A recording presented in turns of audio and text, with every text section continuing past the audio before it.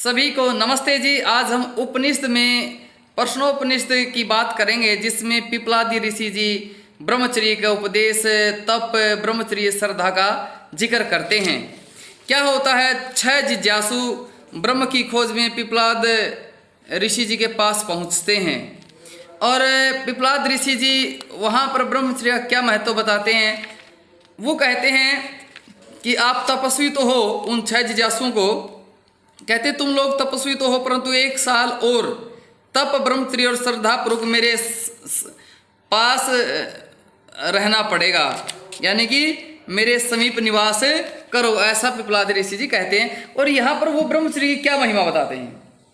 पिपलाद ऋषि जी ब्रह्मचर्य की महिमा के लिए बताते हैं। वो कहते हैं जैसे शरीर को साधना है तो उसके लिए तप जरूरी है।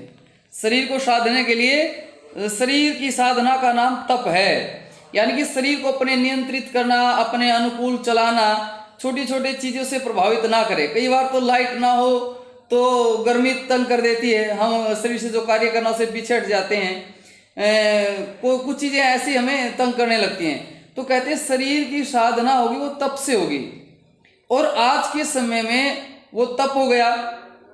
तप का मतलब है शरीर की साधना किससे होगी?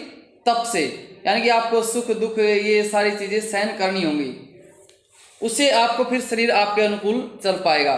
फिर बात आई जी मन की साधना कैसे होगी। शरीर की तो आपने बता दी, लेकिन मन में जो संकल्प विकल्प उठते हैं, आदमी जूझता रहता है, निर्णय के तट पर पहुंच ही नहीं पाता है, वो डिप्रेशन में चला जाता है, पता नहीं किन किन संकल्प विकल्पों में वो खोया रहता है, किन किन चीज़ों में वो डूबा रहता है। ऐसे में जो मन की साधना है, मन की साधना किससे होगी?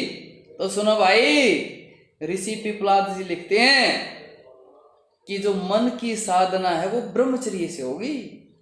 देखो कितनी बड़ी बात कह दी है, यानी कि मन की साधना ब्रह्मचर्य से होगी, और जब ब्रह्मचर्य आप पालन करेंगे तो आपका मन आपके नियंत्रण में, आपके अनुकूल हो जाएगा।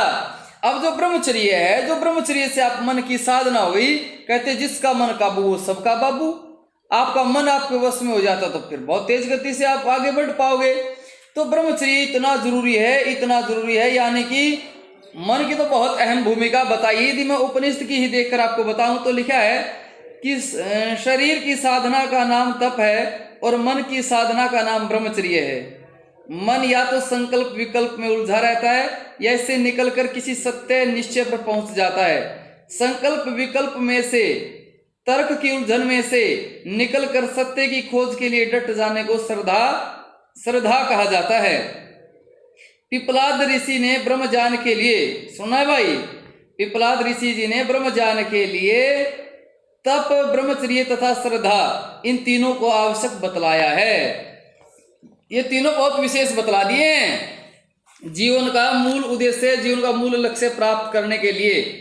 तो आप ब्रह्मचर्य का महत्व समझ ही रहे होंगे, और मैं आप सबसे फिर निवेदन करता हूं भाई, ब्रह्मचर्य बढ़िया मजबूत बनाओ, संकल्पित हो जाओ। प्राणायाम ब्रह्मचारी के प्राण होते हैं। स्वाध्याय करो, विद्वानों का संग करो, तो इससे आपका ब्रह्मचर्य मजबूत हो जाएगा। असली बात है अपने आप को बार बार दोनों समय ब्रह्मचर्य पर चिंतन करो। जैसे उपासना होती है ना हमारा यम और नियम, दोनों समय ब्रह्मचर्य विचार कि आज का दिन मेरा ब्रह्मचर्य का कैसा रहा, मैं कितना ब्रह्मचर्य पालन कर पाया, ब्रह्मचर्य कहीं कहाँ गलती हुई, यदि गलती हुई तो उसका पश्चाताप करो, दंड लो और फिर नई शुरुआत करो, बढ़िया ब्रह्मचारी बन जाओ।